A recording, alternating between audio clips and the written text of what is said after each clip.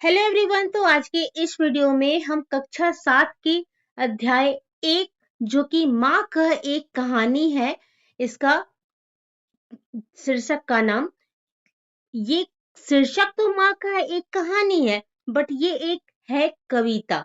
ठीक है, तो आइए इस चैप्टर के बारे में, इस अध्याय के बारे में हम और ज्यादा जाने। तो कवि से परिचय का पार्ट पहले हम लोग देखते हैं कि क्या है।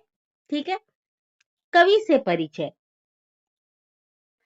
मैथिली शरण गुप्त द्वारा रचित कविता का यह अंश माँ कह एक कहानी उनकी काव्य कृति यशोधरा से लिया गया है। यह माँ यशोधरा और बेटे राहुल के बीच संवाद शैली में रचा गया है। मैथिली शरण गुप्त का जन्म चीरगांव, झांसी, उत्तर प्रदेश में हुआ था। 15-16 वर्ष की आयु में ही वे कविता करने लगे थे। प्रारंभ में ब्रज भाषा और फिर हिंदी में आजीवन लेखन कार्य करते रहे। स्वतंत्रता आंदोलन में उनकी रचनाओं ने लोगों में देश प्रेम की भावना जगाने का काम किया।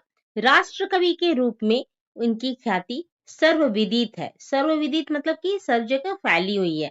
इनकी अधिकांश कृतियां, मतलब लिखे हुए जो इनकी कृतियां हैं, इनकी अधिकांश कृतियों में भारत की धार्मिक कृतियों में, मतलब कि लिखा हुआ में, धार्मिक, सांस्कृतिक, ऐतिहासिक और राष्ट्रीय चेतना के स्वर हैं। साकेत, भारत भारती और यशोधरा इनकी काव्य कृतियां हैं। तो आइए इस चैप्टर को बहुत ही अच्छे से समझते हैं। देखो क्या है, माँ कह एक कहानी। अब यहाँ पे ये जो संवाद है, ये किसके किसके बीच हो रहा है? ये संवाद हो रहा है राहुल और यशोधरा के बीच। यशोधरा कौन है? राहुल की माँ है। राहुल मतलब क्या? सिद्धार्थ। ठीक है, और पिता कौन है? गौतम बुद्ध हैं। तो यह संवाद जो है ना, ये किसके किसके बीच हो रहा है? राहुल के बीच में और उसकी माँ यशोधरा के बीच में। तो इस कविता के माध्यम से हमें यह शिक्षा मिलती है कि हमारे अंदर परोपकार की भावना होनी चाहिए और हमें दूसरों की मदद करने के लिए हमेशा तैयार रहना चाहिए। गौतम बुद्ध की पत्नी अपने पुत्र सिद्धार्थ को अपने पति के बचपन की घटना सुना रही है इस कविता में, कि कैसे उन्होंने शिकारी से एक पक्षी को बचाया था। और यह कविता के जरिए ये कहानी जो बताकर वो गौतम बुद्ध के मन में पशुओं के प्रति प्रेम उजागर करना चाह रही हैं। उसके दिल में दयालुता और उपकारता आए पशुओं के प्रति। तो ये भावना अपने पिता के द्वारा किए गए वो बचपन की कहानी में, जो जैसे वो उन्होंने बचपन में अपना एक हंस को बचाया था शिकारी से, तो वो कहानी अपने बेटे को सुना रही हैं। तो आइए इस कहानी को समझते हैं कि कहानी में क्या कहा जा रहा है। माँ कह एक कहानी, बेटा समझ लिया क्या तूने मुझको अपनी नानी। अब माँ का एक कहानी, ये कौन कह रहा है? ये कह रहा है राहुल। राहुल कह रहा है अपनी माँ को, तो बेटा समझ लिया क्या तूने मुझको अपनी नानी। तो जो पहले के जमाने में, पहले के वक्त में नानी लोग कहानियां सुनाया करती थी अपने बच्चों को, नातिन को। ठीक है, तो वो चीजें वो रिपीट करने, जो तुम क्या मुझे अपनी नानी समझ के रखे हो कि मुझसे कहानी सुनने की जिद कर रहे हो। कहती है मुझसे यह चेटी। अब चेटी का मतलब यहाँ पे क्या है ना, दासी। कहती है मुझसे यह चेटी तू मेरी नानी की बेटी। अब ये चेटी जो है वो कह रही है कि तुम तो मेरी नानी की बेटी हो। कह माँ कर लेटी ही लेटी, मतलब तुम कहानी सुनाओ, तुम कैसे भी सुनाओ, लेटे लेटे ही सुनाओ, लेकिन तुम मुझे कहानी सुनाओ। राजा था या रानी, राजा था या रानी। अब उस कहानी में राजा था या रानी, या फिर राजा था या रानी, ये दो बार, एक बार तो वो बोलता है कि राजा था या रानी। अब ये क्वेश्चन में पूछ रहा है कि ये राजा था या रानी, या राजा था या रानी। तो माँ कह एक कहानी, तो उसमें क्या जो कुछ भी था माँ मुझे एक कहानी सुनाओ बस। तो माँ कहती है, तू है हट्ठी मान धन मेरे। तो हट्ठी का मतलब क्या होता है ना, देखो हट्ठी का मतलब होता है जिद्दी। ठीक है, हट्ठी का मतलब होता है जिद्दी। तू है हट्ठी मान धन मेरे। मान धन का मतलब क्या होता है? मान धन का मतलब होता है प्यारा पुत्र। ठीक है, सुन उपवन में बड़े सबेरे। अब सवेरे, सवेरे का अर्थ होता है सुबह। ठीक है, सवेरे का अर्थ सुबह। सुन, अब सुन, वो कहानी सुनाना शुरू कर दी है। तो सुन उपवन में बड़े सवेरे, उपवन में मतलब कि बगीचे में बड़े सवेरे, बहुत सुबह सुबह तात भ्रमण करते थे तेरे। तात मतलब क्या? तात मतलब पिता। तात भ्रमण करते थे तेरे। भ्रमण करना मतलब कि घूमना। तो तुम्हारे पिता घूम रहे थे।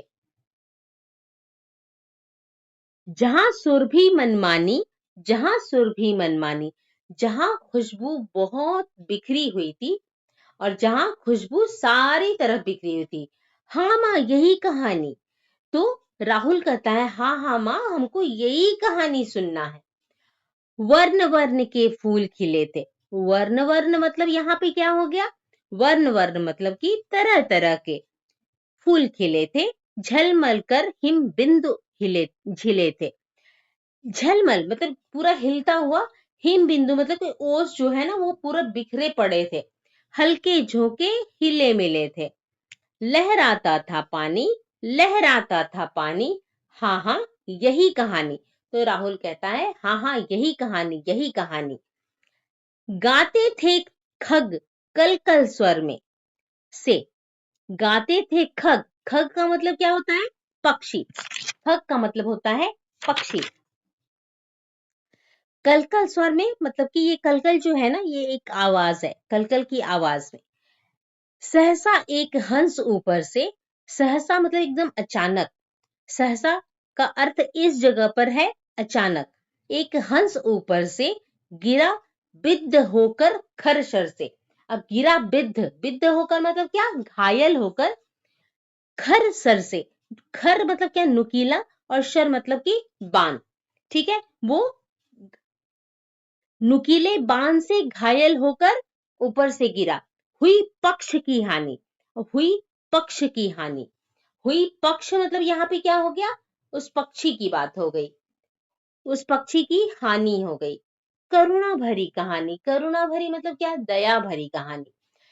तो ये कहानी वो सुना रही है कि ये बहुत ही करुणा भरी कहानी है, दया भरी कहानी है, और माँ इसे राहुल को सुना रही है। चौक उन्होंने उसे उठाया। अब चौक उन्होंने उसे उठाया, उन्होंने का यहाँ पे किसका बात हो गया? यहाँ पे बात हो गई गौतम बुद्ध की। चौक उन्होंने उसे उठाया, नया जन्म सा उसने पाया। जब वो उठाए तो उसको सुरक्षित किए, उसको जो घायल था उसका देखभाल किए। इतने में आखेटक आया। आखेटक मतलब क्या होता है? शिकारी। तो इतने में आखेटक आया। कौन आया? शिकारी आया। लक्ष्य सिद्धि का माने, जिसने बहुत ही अपनी लक्ष्य मतलब क्या होता है? निशाना, और सिद्धि मतलब साधना। लक्ष्य साधना उसने किया हुआ था, जो कि एक तीर में ही वो उसको घायल कर सकता था। ठीक है, तो लक्ष्य सिद्धि का माने, कोमल कठिन कहानी। अब ये बहुत ही कोमल मतलब दिल को पिघला देने वाली, और बहुत ही कठिन मतलब कि सुनाने में भी उसको बहुत दया आ रहा है। तो ये बात हो गई यहाँ पर। मांगा उसने आहत पक्षी। अब ये मांगा उसने आहत पक्षी, मांगा किसने? उस शिकारी ने उस चोट खाए हुए पक्षी को मांगा। आहत मतलब क्या होता है? चोट खाया हुआ। मेरे तात किंतु थे रक्षी। तेरे तात किंतु थे रक्षी। तेरे तात मतलब यहाँ पे गौतम बुद्ध की बात हो रही, वो बता रही है कि तेरे तात किंतु थे रक्षी, वो उसको रक्षा करने वाले थे।